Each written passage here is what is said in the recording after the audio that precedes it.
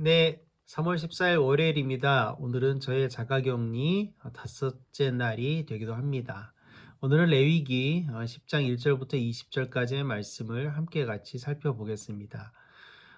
레위기 10장에는 이 시대를 살아가는 우리와 같은 현대인들에게는 매우 당혹스러운 그런 장면이 나와 있습니다.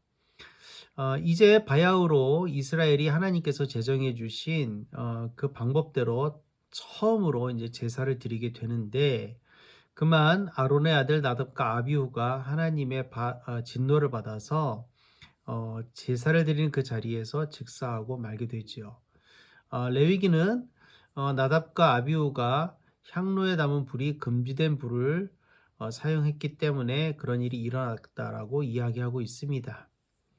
그렇다면 나답과 아비후가 사용한 불이 도대체 어떻게 잘못되었기 때문에 그런 일이 일어난 것이고, 또 아무리 그렇다 할지라도 그것이 그 자리에서 즉사할 만큼 그렇게 중차대한 일이었는가 라는 의문을 갖지 않을 수가 없겠죠. 여기에 대해서 레위기 16장 11절 13절이 그 단서가 되어줄 수 있습니다. 이렇습니다. 아론이 자신을 속하는 속죄제물로 수소를 바쳐 자기와 자기 집안의 죄를 속하는 예식은 다음과 같다. 그는 먼저 수소를 잡아 자신을 속하는 속죄제물로 바쳐야 한다. 그리고 주 앞에 제단에 피어 있는 숯을 향로에 가득히 담고 또 곱게 간 향기 좋은 향가루를 두 손으로 가득 떠서 휘장 안으로 가지고 들어가서 주 앞에서 향가루를 숯불에 태우고 그 향타는 연기가 증거계 위에 덮개를 가리우게 하여야 한다. 그래야만 그가 죽지 않는다.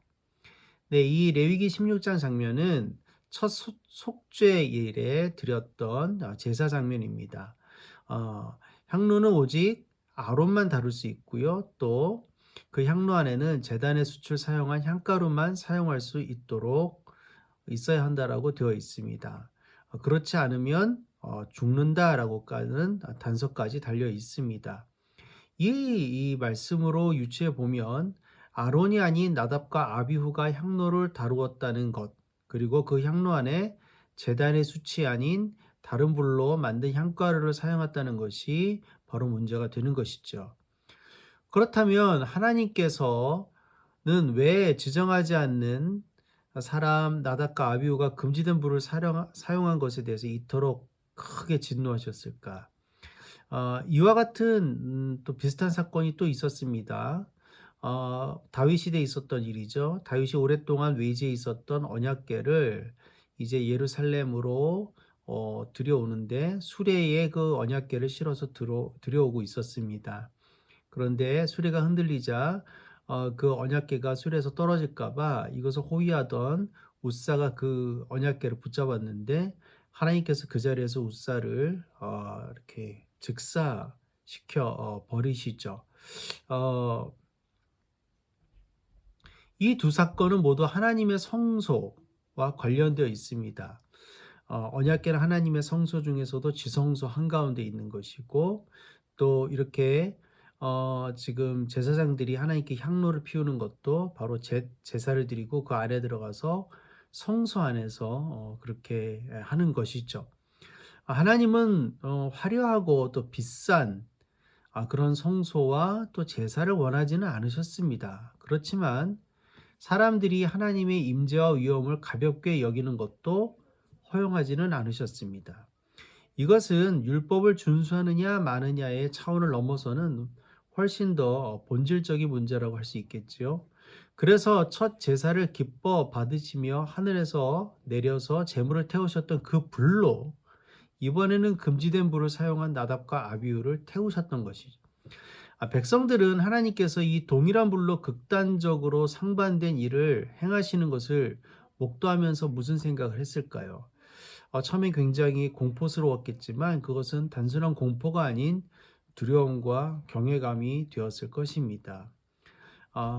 하나님 앞에 나아갈 때 얼마나 깨어 있어야 하는 것이고, 또 하나님께 예배할 때에 얼마나 정말 잘 준비되어져 있어야 되는 것인지에 대해서 백성들은 이제 아주 뼛속 깊이까지 가긴 하게 되었을 것입니다.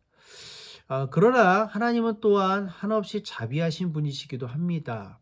이 사건 직후에 아론과 남은 두 아들이 속죄제를 드린 후에 남은 고기를 먹어야 하는데 먹지 않고 모두 제단 위에서 그냥 불태워 버렸습니다. 탁에 놔두었던 것이죠. 속죄 제물의 경우는 남은 고기를 제사장이 반드시 그 제사를 드렸던 성소 안에서 먹어야 했는데 아론과 두 아들은 일부러 그렇게 하지 이번에는 그렇게 하지 않은 것이죠. 이에 대해서 모세가 아주 크게 화를 냈습니다. 거기에 대해서 아론이 또 이렇게 대답했습니다. 보십시오. 오늘 내 아들들이 속죄를 받으려고 주님 앞에서 속죄 제물과 번제물을 바쳤습니다. 그런데 이런 참혹한 일이 오늘 나에게 닥쳤습니다. 그러니 내가 무슨 염치로 오늘 그들이 바친 속죄 제물을 먹는단 말이오. 내가 그들이 제물로 바친 고기를 먹으면 주님께서 정말 좋게 보아 주시리라고 생각합니까? 19절 말씀입니다. 하나님께서도 이런 아론의 마음을 헤아려 주셨습니다. 어, 그 아들들이 바치려다가 그 제물을 바치려다가 죽었는데 그 제물을 자기가 지금 먹어야 하는가에 대해서 인간적으로 아론과 그 나답과 아비후의 그 동생들은 고민하지 않을 수 없었던 것이고 차마 하지 못했던 것이죠. 비록 그 죽음이 하나님의 진노를 입었던 것이라고 할지라도 죽은 두 아들 또 형제를 직접 애도조차 할 수 없는 아비와 형제들의 마음을 하나님은 이렇게 헤아려 주셨던 것입니다. 예수님께서도 안식일이 사람을 위해서 있는 것이 아니라 사람이 안식일을 위해서 죄송합니다. 사람이 안식일을 위해서 있는 것이 아니라 안식일이 사람을 위해서 있는 것이라고 말씀해 주셨습니다. 이와 마찬가지로 오늘의 이 극적인 장면에서도 우리 하나님께서는 무자비하거나 고집불통이 아니시고 오히려 사람이 율법을 위해서 있는 것이 아니라 율법이 사람을 위해서 존재하는 것임을 분명히 해주고 계시는 것이죠. 우리에게 중요한 것은 하나님을 온전히 경외하면서 율법의 조문, 글자 그 자체가 아닌 율법을 베푸신 그 의미와 뜻을 우리의 삶 속에서 바르게 깨닫고 더 깊이 아로새기고 실천해야 되는 것, 그것이 아닐까. 우리가 오늘 다시 한번 오늘의 말씀을 통해서 정말 진지하게 생각해 보지 않을 수가 없겠네요. 네, 오늘도 복된 하루 되시고요. 또 건강한 한 주간 되시기를 소망합니다. 샬롬.